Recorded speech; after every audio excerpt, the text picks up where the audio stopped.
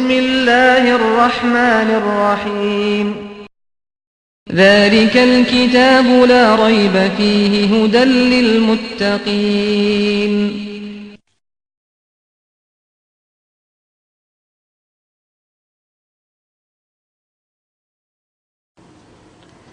Assalamu alaikum and welcome to the CarolinaMuslims.com.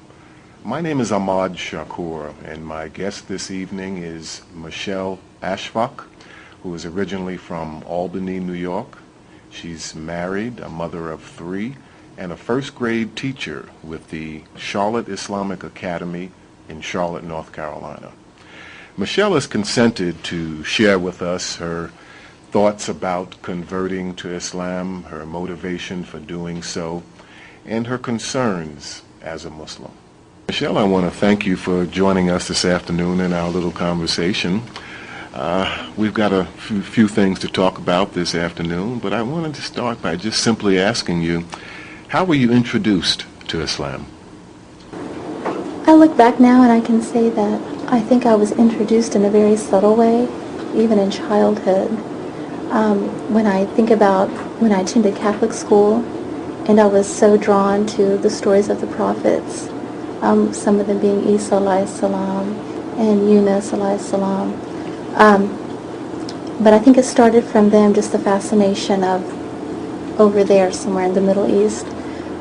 But I was originally really started hearing about Islam and learning about it through my husband, who, through his character and his good example in ways, teaching me etiquettes and cleanliness, and before I even converted, he just taught me a lot of things. And then I started reading Islamic books that were sent over from Pakistan from my father-in-law, and I started reading, and that's how I started to just get a feel for what Islam was.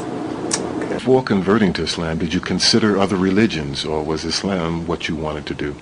Before converting to Islam, I went through a phase of just not knowing anymore what I wanted to do as far as faith and prayer, because I had been raised Catholic and I had been attending Baptist church with my grandparents due to circumstances, and I was going to both places to worship. And then when I was about 17, 18, something happened with me where one day I went to go to church, to the Catholic church, and something just told me, don't go inside. And I just felt like every Sunday I just started getting late and things would happen, like things would be in my path to stop me from going. And when I look back now, it's amazing that it happened for a reason, that I was just so confused, and I knew nothing about Islam at all. I knew nothing about any other religion because I was naive. I grew up in a very small town with my grandparents in southern West Virginia, and I only knew Catholic Church, Baptist Church. That's all that I knew. Well, tell me, Michelle, now that you are a Muslim, and you've been a Muslim now for 12 years, a married woman, how does Islam make a difference in your life? It has made the most tremendous difference in my life. Like, there's no words to explain.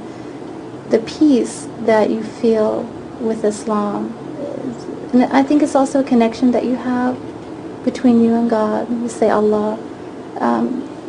There's just words that are just, I cannot find the words. I've thought about that question, like how could I put it into words? But I will say one of the most powerful things would have to be as far as reading the Holy Quran, because of the knowledge and the guidance that it provides. Any question that you have, there's an answer. If you have a question before you start reading the Holy Quran, somehow when you turn to the page, you will read it and the answer is there. And it's a healing. And it says in the Quran that it is a healing to the breast of the believers for any emotional sickness or physical sickness. But I would say the Quran definitely had a huge impact with me. You mentioned your former Christian life. Tell me a little bit about what you thought about Islam before becoming a Muslim, and what does it signify to you today? Before converting, I had really not known anything up until, like I said, when I had met my would have been my husband that time, and started reading about the books about becoming a Muslim. What attracted you to the religion of Islam? The simplicity of it, the simplicity of Islam, that really attracted me. And knowing that the Quran, that I can open it and I can understand what I'm reading. Because when I was going to the Catholic Church, we didn't have Bibles or books where we could open and read and understand what we are reading. We had to listen to the priest, whatever sermon he was giving, and we had to take for, face value what he was saying. And there were many times I would question things, and I still remember one of the things I had questioned so deeply was, there were two things I had questioned. One was, they want you to have confession in a Catholic church. And I remember my mother was pushing me, you have to go for confession, you must go for confession. And I was like, confession for what? You have to go to the priest and you have to tell him all the sins that you did. And for me, that was very strange for me. Why have to go and tell this man what I did? I know he's a priest, but he's not my father. Still at a young age, I knew something was not right with that. So we had a bit of an argument. And pretty much I told him I don't have any big sins to confess. And he looked at me very strange. I said, why should I go to you? Can I not pray to God directly? Yes. And he had no answer for me. Right. He said, my daughter, just go and do the rosary, Hail Marys. That was his answer for me. And the other question that I had to really question was, if you say that if we don't believe in Isa Islam or Jesus as the Savior, what about the people that came from Ibrahim Islam?